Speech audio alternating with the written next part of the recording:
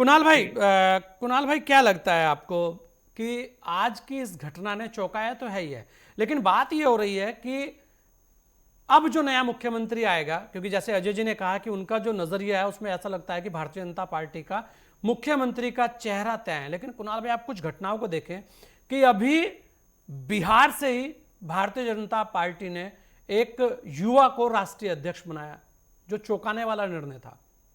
और अभी एकदम से, कोई ज्यादा दिन नहीं हुए अभी, आप देखिए कि और तुरंत एकदम अभी नीतीश कुमार जी दिल्ली आ गए और राज्यसभा की बात हो रही है। ये बात पहले भी थी, चुनाव से पहले और भी लोग बोलते थे, विपक्ष के लोग भी बोलते थे, लेकिन अब क्योंकि अब तो रास्ते कहते हैं ना कि एकदम साफ हो गया, धुंध हट गई है, अब तो दिल्ली आ ही रहे हैं। एक बात ये हो रही है जो अजय जी ने कही कि बड़ी महत्वपूर्ण है कि उनको मंत्रालय भी चाहिएगा। तो यानी कि एक संकेत अगर ऐसा होता है तो दिल्ली के अंदर कैबिनेट का रिसफल भी होना है। एक ही घटना बहुत सारी चीजों को जोड़ रही है। तो कुणाल भाई, क्या लगता है आपको कि आने वाले दिनों में दिल्ली जो है वो दिल्ली से लेकर और बिहार तक गर्म होने वाली है पूरी? क्या नजरिया आपका, क्या लगता है इस पूरी घटना को देखकर आपको?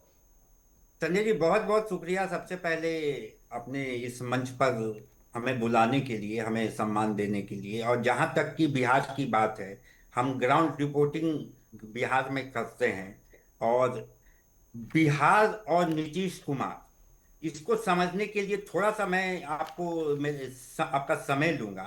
क्योंकि नीतीश कुमार को समझने के लिए दशकों लग गए, पर आज भी लोग नीतीश कुमार को समझ नहीं पाए हैं।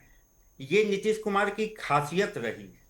और पिछले 2 दशकों से जिस तरीके से बिहार की कमान मुख्यमंत्री नीतीश कुमार ने संभाली है, और आज का जो ये पूरा घटनाक्रम है, अभी जैसे कि स्पेकुलेशंस या कहे कि ये बाजार पूरा गर्म है कि अगला मुख्यमंत्री कौन होगा। नीतीश कुमार हार गए हैं, अगला मुख्यमंत्री बीजेपी का बनेगा।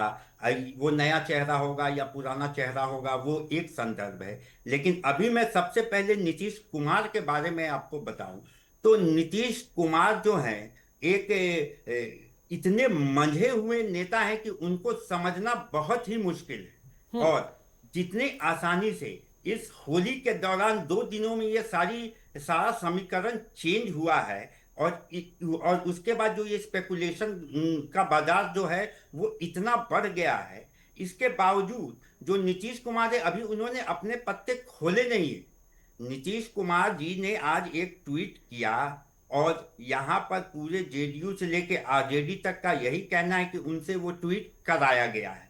लेकिन अगला मुख्यमंत्री कौन होगा, इस पर अभी न जेडीयू की तरफ से कुछ कहा गया है, न बीजेपी की तरफ से कुछ कहा गया है। और नीतीश कुमार जो कि अभी राज्यसभा जाने वाले हैं, नामांकन हो चुका है, लेकिन वो बिहार को इतनी आसानी से छोड़ देंगे या बिहार की सत्ता को वो गुड बाय कह देंगे, ये अभी बहुत जल्दबाजी है नीतीश कुमार को लेके।